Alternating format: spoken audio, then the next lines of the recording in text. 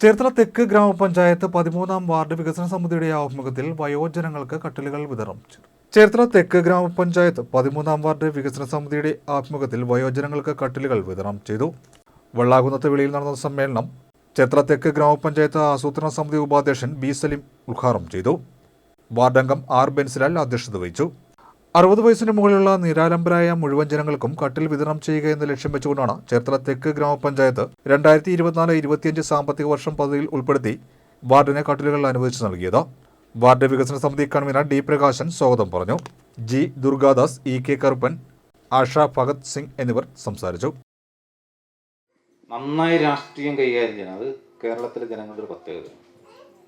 രാഷ്ട്രീയപരമായി ജനങ്ങൾ സംഘടിക്കണം, ആശയപരമായിട്ടാണ്. ആ ഒരു തെരഞ്ഞെടുപ്പ് കഴിഞ്ഞാൽ പിന്നെ എല്ലാവരും ഒന്നാണ്. ആകെ ഒരു മെമ്പറേ ഉള്ളൂ, തോറ്റവൻ മെമ്പറാകരുത്. തോറ്റവന് തെരഞ്ഞെടുപ്പിൽ ചില ഇടപെടൽ നടത്തി കഴിഞ്ഞാൽ പിന്നെ വികസന കാര്യങ്ങളൊക്കെ ഇടപെടാം. സഹകരിക്കണം. അനിയത്തിനെതിരായി നിന്ന ആളുകൾ കൂടി സഹകരിച്ചെങ്കിൽ മാത്രമേ സമ്പൂർണ്ണമാവുള്ളൂ ഇവിടെ നമ്മുടെ വാർഡിൻ്റെ വികസന പ്രവർത്തനങ്ങൾ. പഞ്ചായത്തിലും അങ്ങനെയാണ്. പഞ്ചായത്തിൽ പ്രതിപക്ഷം എന്ന് പറയുന്ന സാധനമല്ല, ഭരണസമിതി അംഗങ്ങളെന്ന് മാത്രമേ ഉള്ളൂ. എല്ലാ ഐകകണ്ഠ്യനാണ് തീരുമാനിക്കുന്നത്.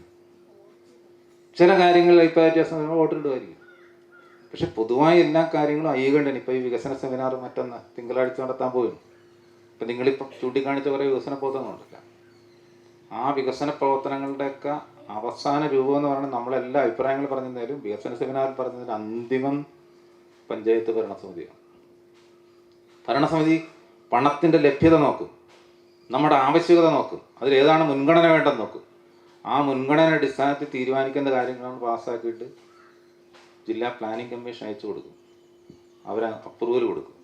അപ്രൂവൽ കൊടുത്ത് കഴിയണത് അങ്ങനെ പണം ഉണ്ടാകണം, ബന്ധപ്പെട്ട എസ്റ്റിമേറ്റും കാര്യങ്ങളും ഒക്കെ ഉണ്ടാകണം. അതനുസരിച്ച് വിനിയോഗിക്കാൻ പോകും.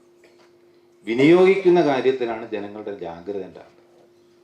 തീരുമാനിക്കപ്പെട്ട പദ്ധതികൾ ഏതാണെന്നുള്ളത് അനൗൺസ് ചെയ്യുന്നുണ്ട്. ആ അനൗൺസ് ചെയ്യുന്ന പദ്ധതിക്ക് യഥാസമയം പണം വിനിയോഗിക്കാനുള്ള ഇടപെടൽ നടത്തുക എന്നുള്ളതാണ്. ഒരു സാമ്പത്തിക വർഷം അനുവദിക്കപ്പെടുന്ന ഫണ്ട് യഥാസമയം വിനിയോഗിച്ചില്ലെങ്കിൽ അടുത്ത സാമ്പത്തിക വർഷത്തിൽ ഇത്രയും വെട്ടിക്കുറവുണ്ടാവും.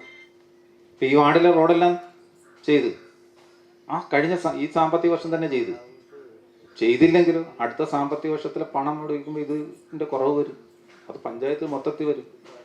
അതുണ്ടാകാതിരിക്കാനുള്ള ജാഗ്രത ജനങ്ങളും പുലർത്തണം, ജനപ്രതിനിധികളും പുലർത്തണം.